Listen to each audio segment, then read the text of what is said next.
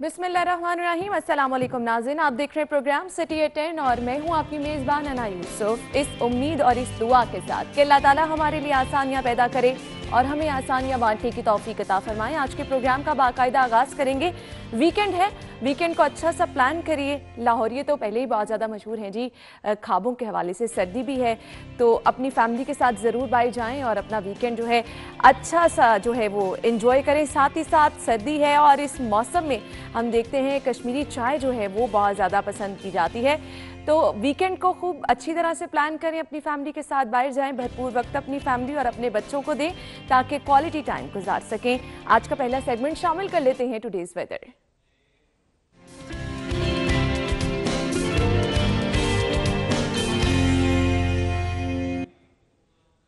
मौसम की सूरत हाल क्या रहेगी जान लेते हैं। अबू बकर शेख हमारे साथ होंगे। अबू बकर बताइएगा, शहर का मौसम कैसा रहेगा, क्या प्रेडिक्शन की जा रही है? बिल्कुल जी, लाहौर शहर का मौसम बहुत ही शानदार और खुशगवार हो चुका है। सुबह के पहले पहर में बिल्कुल जी लाहौर में धुंध थी, लेकिन इस वक्त हल्का हल्का सूरज निकलना शुरू हो चुका है, जो कि इस मौसम में बहुत ही नेमत समझा जाता है। महकमे मौसमियात का कहना है कि अगला जो एक हफ्ता है इसमें बारिश की तो कोई पेशन गोई नहीं है। अभी तक जो दर्जा हरारत यहाँ पे देखा जा रहा है वो 7 डिग्री सेंटीग्रेड है, जबकि आज की डेट में मैक्सिमम जो है वो 20 और 21 डिग्री सेंटीग्रेड के करीब जो दर्जा हरारत है वो जा सकता है। जबकि महकमे मौसमियात की जानिब से ये भी कहा जा रहा है कि ख़ास तौर पर शाम के औकात में मज़ीद धुंध के जो इसके इम्कानात हैं वो बढ़ भी सकते हैं। जबकि शहरियों से भी अपील है कि वो गैर ज़रूरी सफ़र से परहेज़ करें और ख़ास तौर पर जब गाड़ी इस्तेमाल करें या बाइक इस्तेमाल करें तो फोग लाइट्स का लाजमी इस्तेमाल करें। ठीक है अबू बकर, आपका बहुत शुक्रिया। शहर का मौसम कैसा रहेगा, साथ ही साथ बहुत ज़्यादा एहतियात बरतने की ज़रूरत होती है इस मौसम में। धुंध के मौसम में जो है वो जैसा कि बार बार यही कहा जा रहा है कि गैर ज़रूरी सफ़र से गुरेज करें, अपना भी ख्याल रखें जब आप रोड पर निकलें और आराम से गाड़ी चलाएं, सुस्त रफ्तार में चलाएं ताकि किसी भी किस्म के नुकसान से बच सकें। आज की टॉप स्टोरी शामिल कर लेते हैं। सबसे पहले हमारे पास खबर है जी, बहुत सारे लोग परेशान थे और परेशानी का हल निकाला गया है। शादी तकरीबात का वक्त रात 11 बजे तक करने का फैसला किया गया है। सुप्रीम कोर्ट के हुक्म पर असम्बली तैयार की गई है।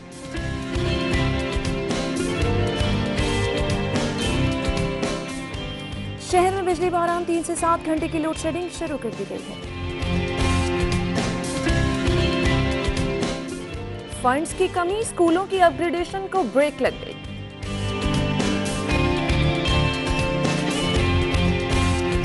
और जी लाहौरियों के लिए खुशखबरी है, पानी कनेक्शन के लिए बराह रास्त मीटर खरीदे जा सकेंगे।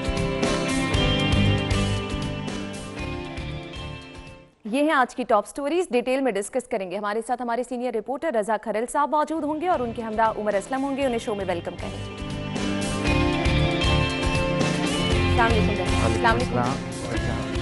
ठीक ठाक, आप कैसे?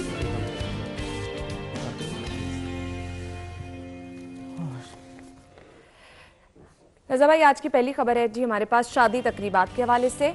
वक्त रात 11 बजे तक करने का फैसला किया गया है। मेरे ख्याल से खुशाइंद फैसला है।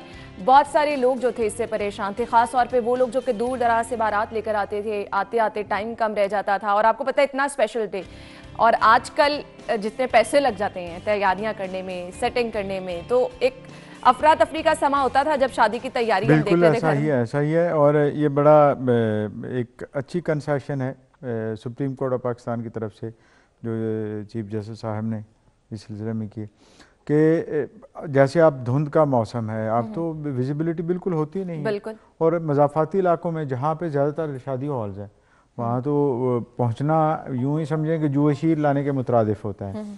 कि विजिबिलिटी ये है कि पिछले संडे को मुझे एक शादी पे जाना पड़ा। अब मेरे घर से जस्ट क्रॉस करके वो था, और चूंकि वो शहर के मज़ाफ़ाती इलाके खुला एरिया, अब वहाँ पे विजिबिलिटी ये थी कि ये पता नहीं चला कि शादी हाल यहाँ पे है भी या नहीं है। ऐसे ही और ये मसला था, और ये लोगों को बहुत सारे मसाइल हैं। और एयरपोर्ट वाली साइड पे शादी हॉल से मेरा भी जाना हुआ, तो वो वहाँ पर तो इस कदर मुश्किलात का सामना है, तो मेरे ख्याल से उमर अच्छा इकदाम ये उठाया गया। बिस्मिल्लाहिर्रहमानिर्रहीम। अना, आपके लिए तो यकीनन वाकई बड़ी अच्छी बात है। आपको खुश होगी कि चले मेकअप के लिए भी टाइम ज्यादा मिल जाएगा, और तैयारियों के लिए आपको तैयारियों के लिए ज्यादा टाइम मिल जाएगा। लेकिन मेरे ख्याल में कल मैं यहाँ पे आपको बताऊं, रजा भाई की पीटीसी में मैंने देखा रजा भाई ने अच्छी खासी तैयारी की हुई। शादी में जाते हुए कितनी तैयारी होगी। नहीं ये तो देखिए दो तरह से, एक तो ये कि आप अच्छा बोलें, दूसरे आप अच्छा दिखें भी। अगर आप अच्छा नहीं दिखते और कई लोग आपकी तरफ मुतवज्जे होते हैं और अगर आप तवज्जो उस तरफ नहीं कर पाते तो यकीन ये गलती है। ऑब्वियसली कैमरे की अपनी रिक्वायरमेंट्स होती है, लेकिन बैक टू द न्यूज़ और संजीदगी से अगर इसके हवाले से बात करें तो फिर बात वही आ जाती है कि आप जिस तरह कह रहे हैं कि बड़ी अच्छी बात है, लेकिन मेरा पॉइंट ऑफ व्यू डिफरेंट है। क्योंकि देखिए मैं जॉब करता हूँ, रजा भाई भी जॉब करते हैं। हमने अक्सर देखा था रजा भाई के, आपको याद होगा कि पहले शादियां दोपहर में होती थी, रात का इतना कॉन्सेप्ट नहीं था।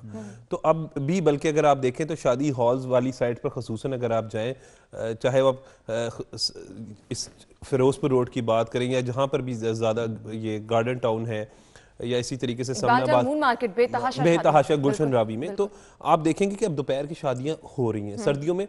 लेकिन रात 10 से 11 का टाइम कर देना, मेरे ख्याल में जिसने अगर 10 बजे की शादी में भी लेट पहुंचना है ना, वो अपनी आदत से मजबूर है, वो 11 बजे भी लेट ही पहुंचेगा। लेकिन उमर, इस चीज का एक्सपीरियंस हम अपने घरों में भी देख चुके हैं रजा भाई। जब आपने इतने सारे गेस्ट इकट्ठे करने होते हैं, वेट करना होता है और फिर आधे रिश्तेदार वैसे नाराज हो जाते हैं, हमें छोड़ के चले गए। देखिए हम जिस कल्चर और जिस सोसाइटी से ताल्लुक रखते हैं और जो हमारे मतलब घर है, हमें बिल्कुल आपने जैसे कहना कि शादी पे जिस तरह मेकअप और तैयार होना जरूरी है, उसी तरह आधे रूठे हुए रिश्तेदारों को मनाना भी जरूरी है। वो चाहे मेरा घर हो, चाहे आपका घर हो, चाहे रजा भाई का घर हो, तो बात ये। लेकिन रात 11 बजे का मतलब ये हो जाएगा कि फिर भी थोड़ा सा आप रखें, जिसने घर आना है ना वो 12-1 बज जाएंगे उसे। तो मेरे ख्याल में तो 10 बजे वाला टाइम बिल्कुल ठीक है। अगर विजिबिलिटी का मसला आ रहा है, ऑब्वियसली है, मैंने 2-4 शादियां इस वजह से मिस की क्योंकि मैंने वहाँ राइवन रोड वाली साइड पर जाना था, तो मैं नहीं पहुँच सका सिर्फ इसी वजह से।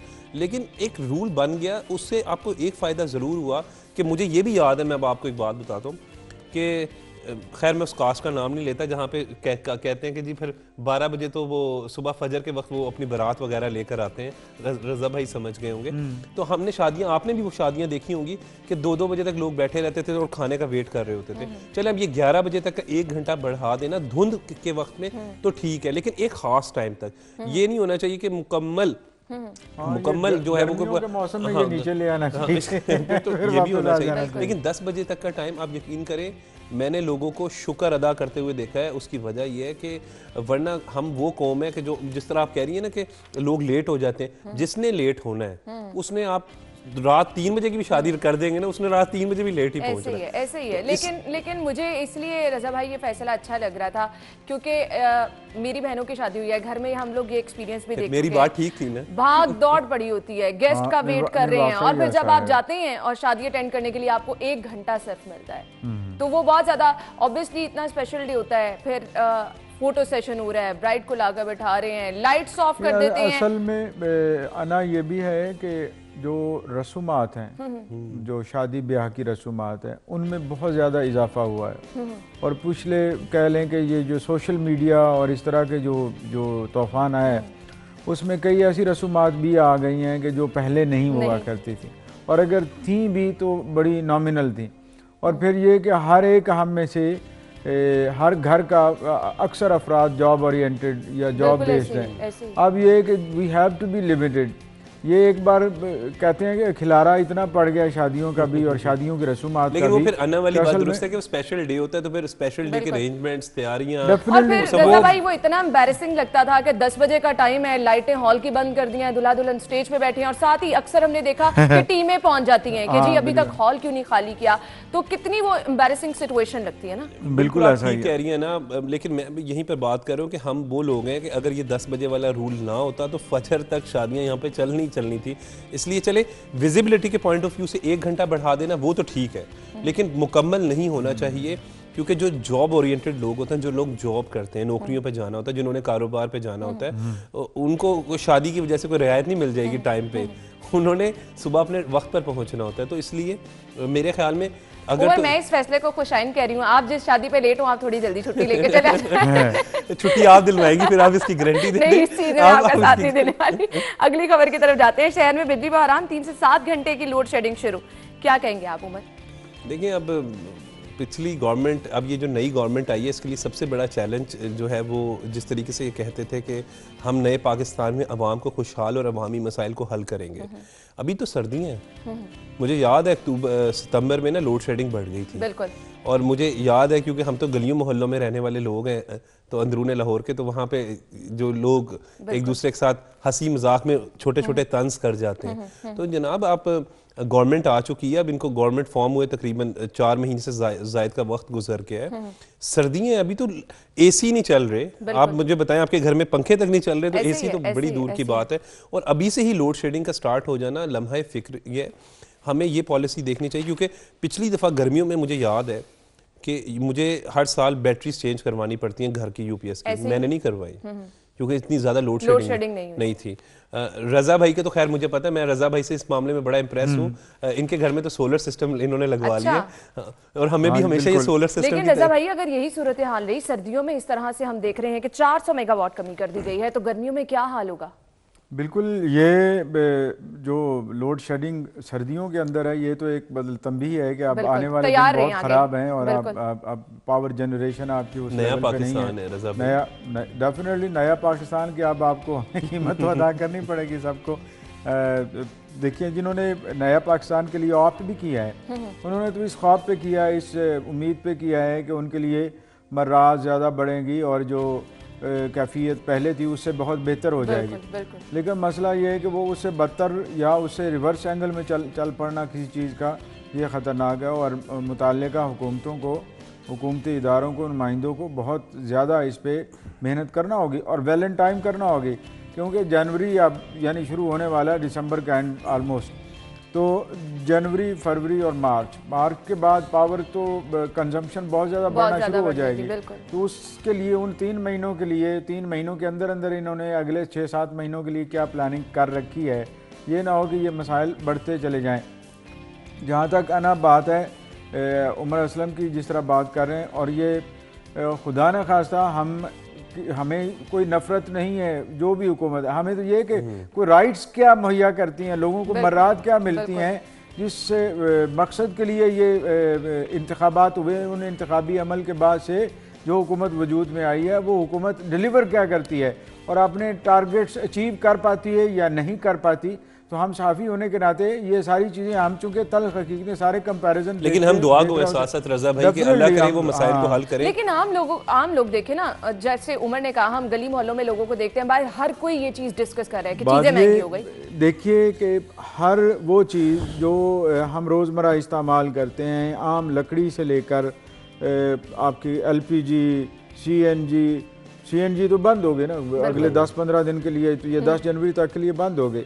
अब ये है कि ये गुज़श्ता हुकूमत में इस तरह से नहीं था, उन्होंने अपने आखिरी 2 सालों में बहुत सारी चीज़ें करेक्ट कर ली थी और LNG प्रोजेक्ट के ऊपर। अब ये कि LNG इस बार तो स्कैंडलाइज हो चुका है, बहुत सारे मसाइल तो हो चुके हैं और वो हो सकता है इन्वेस्टिगेशन भी हो, और इन्वेस्टिगेशन होनी भी चाहिए कि आखिर क्या वजह है कि सिंध में गैस, लेकिन पंजाब में गैस नहीं पहुंच रही। रज़ा भाई फिर बात वहीं पर आ जाती, जो खबर इंपॉर्टेंट है कि अगर मुझे याद आया कि परसों जो हमारी साइड पे लाइट गई थी वो सुबह 9 बजे से लेकर 3 बजे तक, आई डोंट नो, हो सकता है कोई मेंटेनेंस फॉल्ट हो, लेकिन चले सर्दियों में तो आप में शहरी बर्दाश्त कर लेते, मैनेज कर लेते किसी तरीके से, लेकिन गर्मियों में ये मैनेज नहीं हो सकता। तो नई गवर्नमेंट है, दुआ गो भी अल्लाह करे जो वादे किए हुए हैं वो पूरे करें, और खसूसन देखें अब उनका मुकाबला पिछली गवर्नमेंट से है, ये बात तो वो जहन में रखें कि लोग अब कंपैरिजन कर रहे हैं, चाहे वो मैं हूँ, अब हर शख्स चाहे वो गली, वो बदकिस्मती ये है कि मिसाल के तौर पर एक होता है कि सेहतमंद मुकाबला, सेहतमंद मुकाबला क्या है कि आपने किया और मैं उससे बढ़ के करूं, ठीक है। अब ये है कि जो इसने किया है मैं उसको डिलीट करने की कोशिश कर रहा हूँ, ये सेहतमंद नहीं है। लोग पिछले 2 तो याद है, भुगत आवाम रही है, गैस पहले नहीं आ रही है लोगों के घरों में, बाहर से वो, ये तो हर साल इशू होता है वैसे गैस। लेकिन लोड शेडिंग की तो ये सूरत हाल हमने सर्दियों में रज़ा भाई नहीं देखी है, बिल्कुल नहीं देखी, और सर्दियों में तो जीरो लोड शेडिंग, हत्ता कि 2008 से 2013 में भी सर्दियों में इतनी लोड शेडिंग नहीं हुई जिस तरह से ये चल रहा है। और फिर ये कि हम कहते हैं सेल्फ हेल्प, मसला ये है कि कारखाने चलाएं, जो दिल करें, लोगों को वर्कर्स बनाएं, बेगर्स ना बनाएं। सही चीनी कहावत है इस गवर्नमेंट ने जो मोटो अपना रखा है ना, आप थोड़ा सा फोकस कीजिए इस पे, ये मोटो खैरात वाला बनता जा रहा है। चीन की कहावत और है ये कि बहुत जी, खौफनाक है, वो और कोई मुल्क भी खैरात पे नहीं चल सकता, वो वर्कर्स क्रिएट और वर्किंग कंडीशन क्रिएट करने पे चलता है। नौकरियां देने का वादा तो किया नौकरियां था रजा भाई। देने, वर्किंग, देखिए बिजनेस हम बेरोजगार होते हुए लोगों को देख रहे हैं कि किसी भी बिजनेस इंडस्ट्री में। चलने चाहिए, इस तरह का चलना सिस्टम चलने चाहिए। और वो जो कौमें मतलब जहाँ पे चैरिटी का बहुत ज़्यादा हो जाए, इसका मतलब है उस कौमों में, उस कौम के अंदर काम करने वाले अफराद की तादाद कम हो गई है, और उनके अंदर काम करने का जज्बा भी कम हो गया कि वो हाथ आगे फैलाना शुरू हो गए। ऐसे ही है, और इस पे हमें सोचना चाहिए। ये गवर्नमेंट बहुत इस लिहाज से मेरे नज़दीक कि जो नेगेटिव टेंडेंसी की तरफ जा रही है, नहीं हो सकते रजा भाई, अभी उनकी सख्त पॉलिसी है, क्योंकि अगर जख्म को ठीक करना हो ना, जख्म को ठीक करना हो रजा भाई, तो पहले वो जो दवाई या मेडिसिन या जो इंजेक्शन लगता है तो वो तकलीफ होती है थोड़ी सी। अल्लाह करे, मेरा पॉइंट ऑफ व्यू में ये बहुत ज्यादा तकलीफ, लोग कह रहे हैं नौकरियां देनी थी, घर देने थे, कहां गए ये सब? अच्छा, ये घर भी छीनी है और नौकरियां भी। ये देखिए, जो चाहे ये करें, लेकिन वर्किंग एटमॉस्फेयर पैदा करें। बिल्कुल ठीक है, वर्किंग एटमॉस्फेयर की जगह अगर आप पैदा करें, मिसाल के तौर पर इन्होंने शेल्टर होम्स बनाए जी, ठीक है।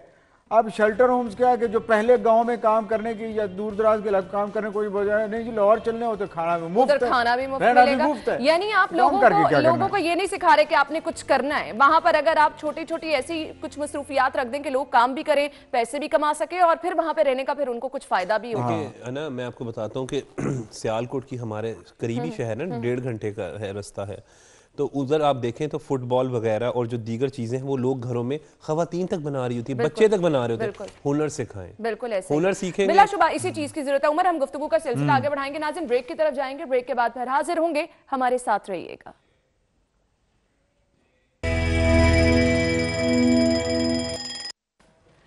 ब्रेक के बाद आपको खुशामदीद कहेंगे, अगली खबर की तरफ जाएंगे। जी, अगली खबर है हमारे पास, फंड्स की कमी, स्कूलों की अपग्रेडेशन को ब्रेक लग गई। ये अपग्रेडेशन कब की जा रही थी रजा भाई, जिसको ब्रेक लग गई? जी, अपग्रेडेशन तो गुज़श्ता कई सालों से चल रही है कि प्राइमरी स्कूल को मिडिल स्कूल कन्वर्ट किया जाता है, या मिडिल स्कूल है तो और उसके अंदर क्या हो रहा है ये कुछ नहीं पता डेफिनेटली, लेकिन एक प्रोसेस होता है। जहाँ भी आबादी वगैरह, जो पिछली गवर्नमेंट है उसका लैकुना ये था कि उन्होंने प्राइमरी स्कूल बनाना ही बंद कर दिया, और ख़ासतौर पर नई आबादियाँ जहाँ हमारे जो वजूद में आई, चाहे वो प्राइवेट हाउसिंग सोसाइटीज़ ही क्यों ना हो, वहाँ पे भी सरकारी प्राइमरी स्कूल नहीं बन पा रहे थे।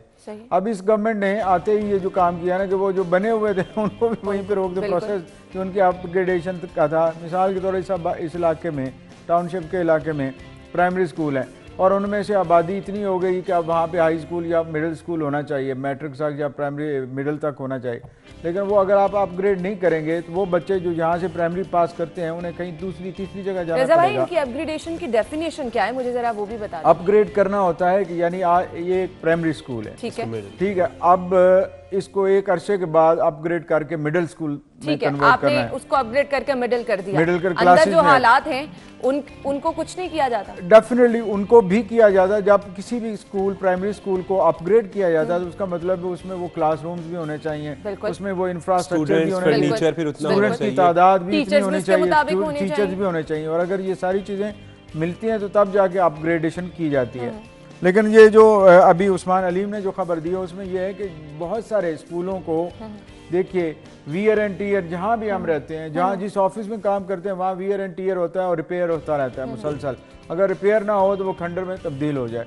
अब सरकारी इदारों का यही मसला है, और ख़ास तौर पर तालीमी इदारों का, और लो लेवल के या फार फ्लंग एरियाज़ में जो तालीमी इदारे उनका प्रॉब्लम यही है कि एक बार बन तो जाती है बिल्डिंग, उसके बाद वो भूल जाते हैं कि इसमें कोई टूट भी टूट सकती है, इसमें कोई नलका भी खराब हो सकता है। हमेशा मेंटेनेंस हम अपने घरों में देखें ना, देखें मिसाल वो देनी चाहिए कि हम अपने घरों में देखें तो नया घर भी हो ना तो 4-6 महीने के बाद विद इन 4 कुछ ना कुछ आपको रेनोवेट, किचन का कोई काम निकल आता है, आपका वॉशरूम का नलका खराब हो गया, लाइट खराब हो गई, ये सब काम साथ साथ, कील गलत लग गई है या चलो यहाँ पे वो लगानी है। अब ये 28 कह रहे हैं 228 की जो स्टोरी 228 कि ये तरक्याती स्कीमें जो बिल्कुल इल्तवा का शिकार हो गई, जो तालीम के शोबे में, आज स्कूल्स एजुकेशन के शोबे में, और उनके इल्तवा के होने से आप ये देखिए कि इनरोलमेंट मुतासर हो सकती है, स्कूलों के अंदर एटमॉस्फेयर ख़राब हो सकता है, स्कूलों की मेंटेनेंस, बिल्डिंग्स कोलैप्स कर सकती हैं, और बहुत सारी चीज़ें हो सकती हैं। और उन अगर वो नहीं होती स्कूल तो फिर लगेगा नहीं ना, फिर तो ऐसी कायद खाना ही लगेगा। बिल्कुल ऐसी है, अच्छा, बिल्कुल ऐसी है। यहीं पे इसी खबर के हवाले से बात करें तो अब ये 228 सरकारी स्कूल है और उस्मान अलीम की जो खबर है, स्कूलों के मिसाल के तौर पे अब जिसने प्राइमरी से मिडल होना था, मिडल से उसने मैट्रिक तक जाना था, फिर हायर सेकेंडरी तक जाना था, वो सारा प्रोसेस रुक गया। लेकिन इसी में एक और पॉइंट ऑफ व्यू भी है कि पाकिस्तान तब तक तरक्की नहीं कर सकता जब तक एक यकसा तालीमी निज़ाम ना हो। और बिल्कुल यहाँ इस तरफ मैंने भी आना था। कल हमारे साथ एमपी थी मुसर्रत जमशेद चीमा साहिबा, बिल्कुल, जिनसे बिल्कुल। मैंने कहा कि कितना मुश्किल काम है ये कि आप एक निज़ाम तालीम जो है स्कूलों में राइज कर दे, और उनका बारहा यही कहना था कि इस पे काम किया जा रहा है। मैंने कहा ये चीज़ें तो हम नहीं, वो बहुत देर कह से सुन सकती रहे है, हैं मैं जानता हूँ बड़ी अच्छी डिसेंट एमपी है, लेकिन मतलब पढ़ी लिखी खातून है, लेकिन उसमें मसला ये है कि माफियाज इतने स्ट्रॉन्ग हैं स्कूल सेक्टर में कि उनका कोई भी गवर्नमेंट कुछ नहीं बिगाड़ माफिया सकती, है चाहे कौन? वो इनके अपने लोग भी माफिया में बिल्कुल बैठे सारे हैं वो लोग हैं जो हर गवर्नमेंट में है, बिल्कुल। चाहे नून लीग की गवर्नमेंट बिल्कुल हो, ऐसे। चाहे तहरीक इंसाफ की गवर्नमेंट हो, या चाहे कोई, वो इतने स्ट्रॉन्ग बिजनेसमैन है कि उन्होंने हर चीज को मैनेज कर लेना है। रजा भाई मुझे नहीं समझ लगती, जो बच्चे गवर्नमेंट स्कूलों में है 1960 का आप उन्हें सिलेबस पढ़ा रहे हैं, उनका क्या कसूर है? नहीं, ये तो बहुत पैथेटिक सूरत हाल है ना तो सिलेबस पढ़ा रहे हैं, ना तारीख सही तरीके से पढ़ा रहे हैं, और ना ही वो हकायक। अब ये कि हम बहसियत को मजमूई तौर पर हम तो एक गलत फहमी या खुश फहमी में रह रहे हैं।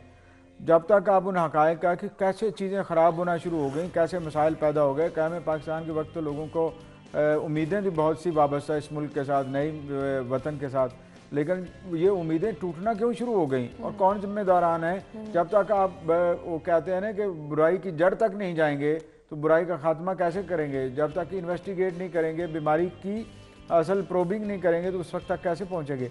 अब मसला ये है कि वो सिलेबस नहीं पढ़ाया जा रहा।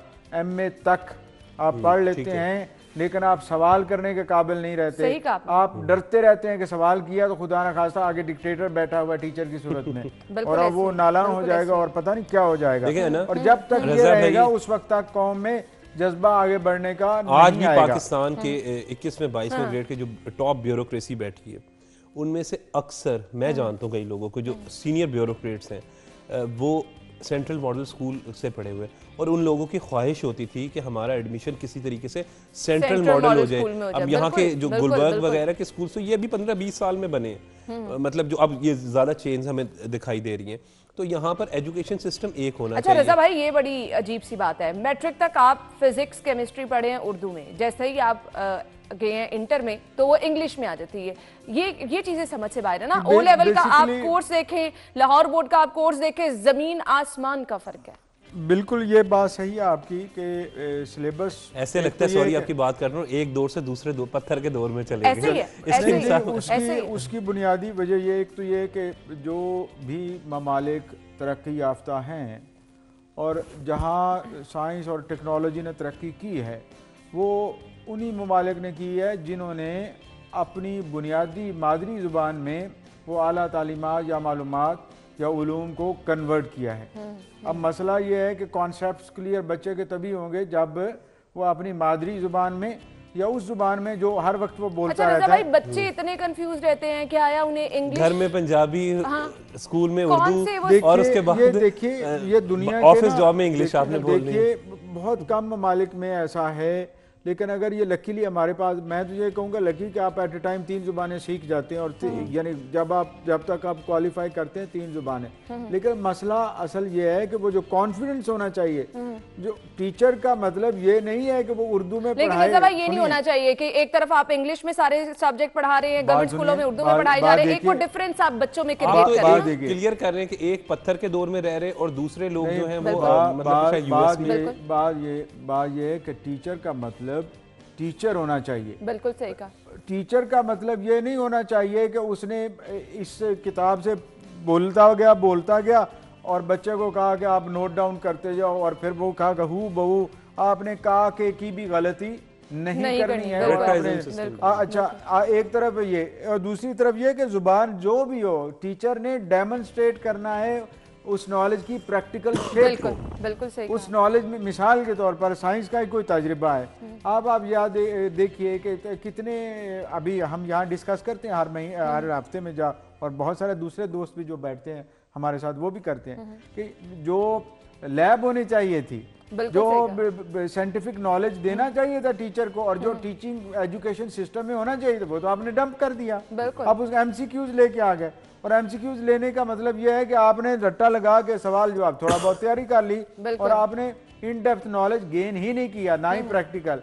हमारे साथ, मैं तो आर्ट्स एजुकेशन से हूँ शुरू से, लेकिन बहुत सारे दोस्त जो साइंस, मैंने साइंस इसलिए नहीं पढ़ी, मुझे नहीं आ रही थी, लेकिन वो साइंस में बाकायदा वो तो मेंढक तक की वो जो कर रहे होते थे, ऑपरेशन कर रहे होते थे। ये मैट्रिक लेवल की बात है। बिल्कुल सही। तो आपका बच्चा जो है उसको तो ये मौका ही नहीं मिल रहा कि वो तो बेचारा उड़ गया। रज़ा भाई का इन शॉर्ट कहने का मकसद वो यही है कि प्रैक्टिकल एजुकेशन ज्यादा जरूरी, बिल्कुल वो बहुत ज्यादा जरूरी है। जब तक स्टूडेंट्स अपने हाथों से कुछ नहीं करेंगे, आप उस तरह से कल्चर नहीं डेवलप कर सकते ना। हम अंग्रेजी जुबान ही सिखा रहे हैं, ठीक है, तो हम सिखा रहे हो, उसकी प्रैक्टिकल शेप दे रहे हो, ना कि उसको ये कह रहे हो कि ये समरी रट के आ सर से गुजारने वाला काम नहीं होना चाहिए। अगली खबर की तरफ जाते हैं। लाहौरियों के लिए खुशखबरी, पानी के कनेक्शन के लिए बराह रास्त मीटर खरीदे जा सकेंगे।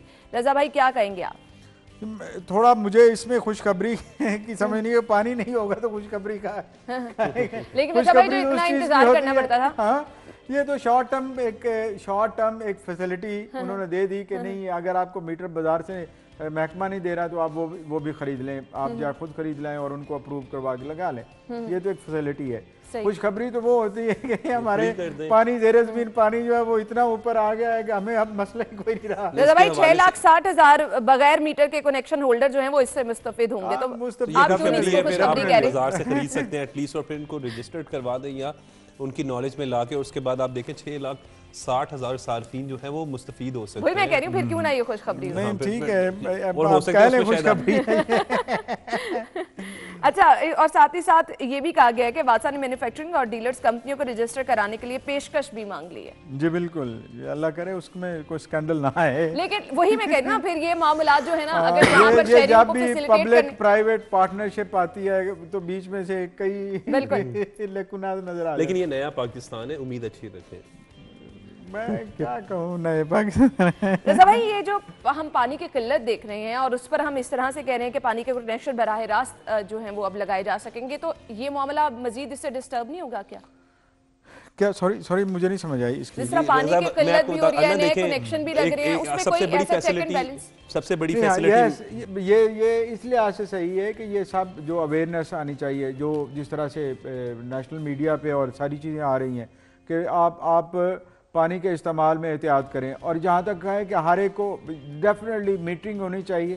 पहले मीटरिंग नहीं थी तो उसका नुकसान ये हुआ था कि लोगों ने टूटी लगा दी महकमे ने, और उसका फिक्स्ड बिल था जी 500 या 1000 रुपया, ये जितना भी है। अब वो फिक्स्ड बिल के वजह से वो जो लोगों ने बेदरेक पानी से खुली है तो खुली है। और फिर मैं इसमें ये बात करूंगा कि देखें, मीटर वाला सिस्टम इस पॉइंट ऑफ व्यू से अब बेहतर है कि लोगों को भी मालूम होगा। चले हम शहरों में तो बात करते हैं ना कि चले हम लोग फिर थोड़ा सा कर लेंगे, लोगों को जहाँ पे अवेयरनेस ही नहीं है, अगर मिसाल है खेत में पानी लगाना शुरू किया है और सुबह से रात तक अगर पानी ही लग रहा है और बल्कि अगले दिन तक ही लग रहा है, तो इसका भी तो कोई हिसाब। डेफिनेटली वो बहुत सारे मसले हैं, यानी वो तो उस तरफ इरिगेशन की साइड पे अब बहुत सारी तब्दीलियां आ रही हैं। ड्रिप इरिगेशन सिस्टम आ रहा है, स्प्रिंकलर्स आ रहे हैं। बिल्कुल। अब नहीं तो फिर इसमें भी कम से कम हम अब घरों में देखें ना कि अगर डिश वॉशिंग कर रहे हैं तो वहाँ पे 2-2 घंटे हो रही है, फर्श साफ कर रहे हैं, गाड़ी धो रहे हैं, तो ये चले अच्छा एटलीस्ट सिस्टम्स कुछ अब लेकर आ रहे हैं कि पानी की सेविंग हमारे लिए जो पानी ज्यादा कंज्यूम करें उसकी बिल की एवरेज भी बढ़नी चाहिए। लोगों में भी बहुत ज्यादा इस हवाले से शऊर आ गया है, इस चीज को लोग डिस्कस भी कर रहे हैं। बिल्कुल ऐसे नहीं आएगा तो फिर हम नुकसान में जाएंगे। नहीं, लेकिन ये सिर्फ आप शहर लाहौर की कुछ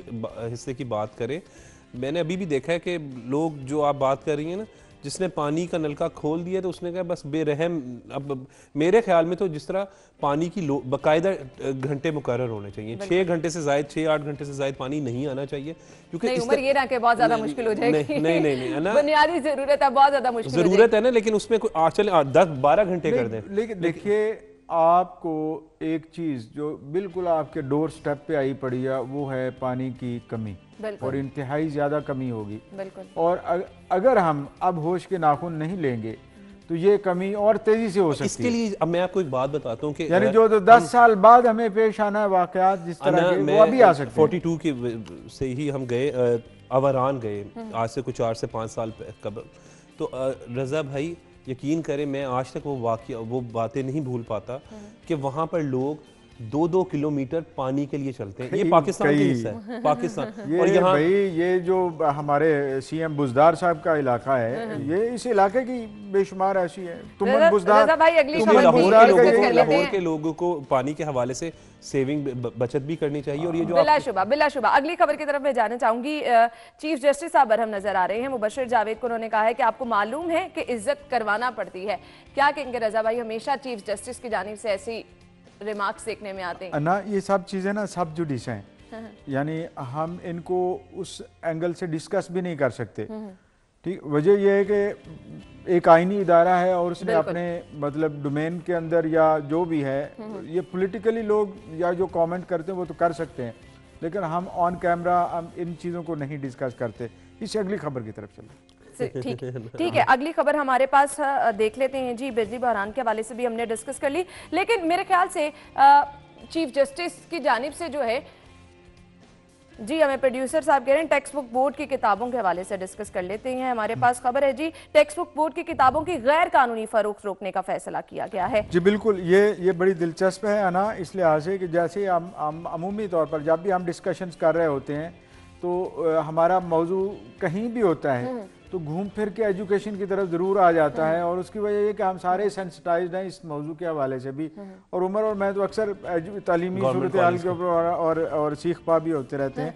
रजा भाई, किताबों के ऊपर लिखा भी होता था नोट फॉर सेल, और हमने वो किताबें सेल होती भी देखी। आप अभी भी चले जाएं उर्दू बाजार में, आपको मुझे बल्कि याद है रजा भाई भी, क्योंकि राबिया ने तो हम अक्सर डिस्कस कर रहे होते थे कि हम गवर्नमेंट कॉलेज से निकलते थे, साथ ही बड़ी बेहतरीन बुक्स हमें सस्ती भी मिल जाती थी और बेहतरीन भी, और वो वहाँ पे फुटपाथ पे पड़ी। आप अंदाजा लगाएं, फिर वो वहीं पर बात आ जाती है कि उसको फिर मिसाल दें कि शूज जो जूते हैं वो हमें शेल्फ में नजर आते हैं, किताबें हमें थड़ों पर मतलब इस पे सड़कों पर नजर।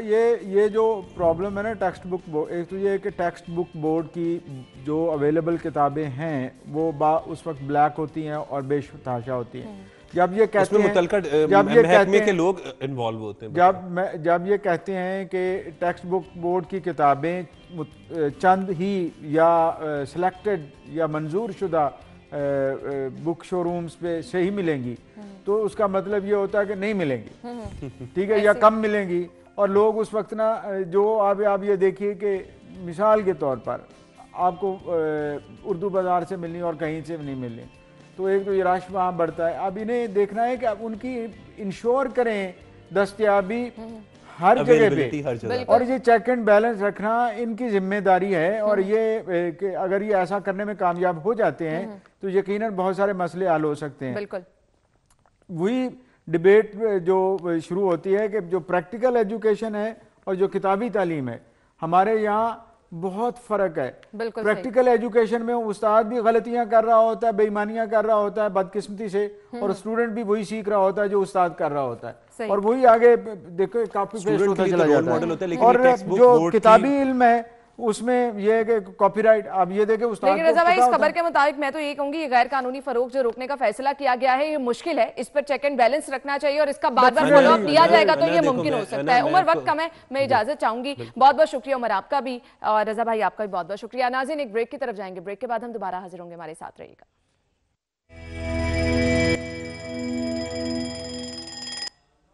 ब्रेक के बाद आपको खुशामदीद कहेंगे, अगला सेगमेंट शामिल करेंगे बचत बाजार।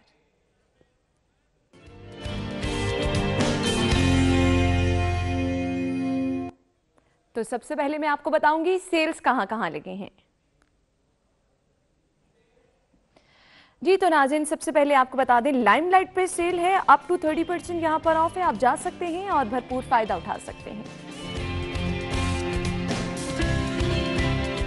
नेक्स्ट है जी हमारे पास स्टार, जहां पर भी फ्लैट 30% ऑफ है, यहां पर आप जा सकते हैं, सेल से भरपूर फायदा उठा सकते हैं।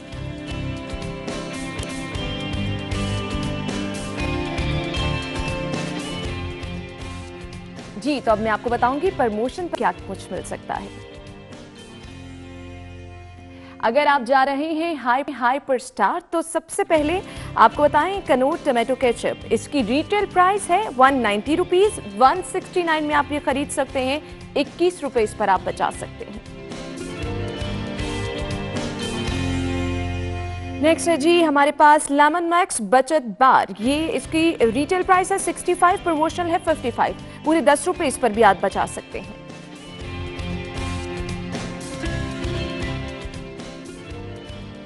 और अब शामिल करेंगे अपना आर्गुमेंट आज के भाव।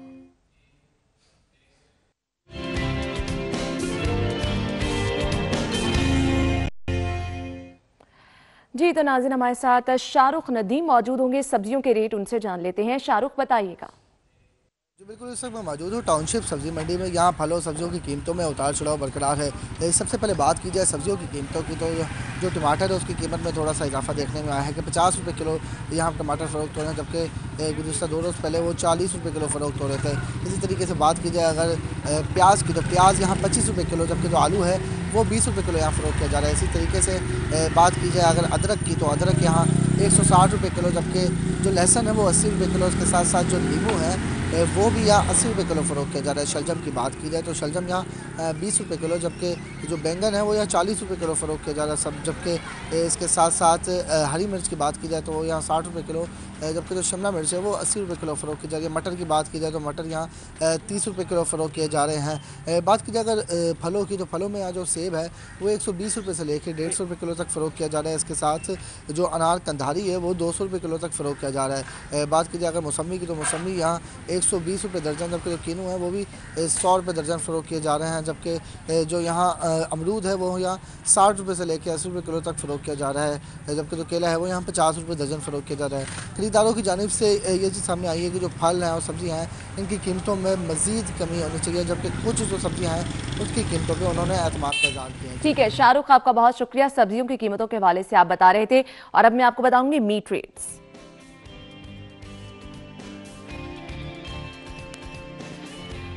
जी तो नाज़रीन, अगर आप जैनत शॉप पर जा रही हैं, बीफ यहां से पर केजी आप खरीद सकते हैं 400 रुपये में, और इसी तरह बीफ मिन्स यहां से आप पर केजी खरीद सकते हैं 690 रुपये। मटन यहां से आप पर केजी खरीद सकते हैं 1200 रुपये में, और मटन मिन्स यहां से आप पर केजी खरीद सकते हैं 1860 रुपये में।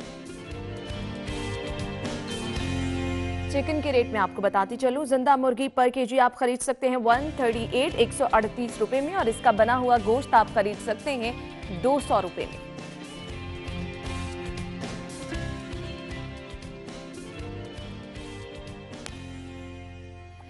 जी तो नाज़रीन, अभी एक ब्रेक की तरफ जाएंगे। ब्रेक के बाद हम प्रोग्राम में दोबारा हाजिर होंगे, हमारे साथ रहिएगा।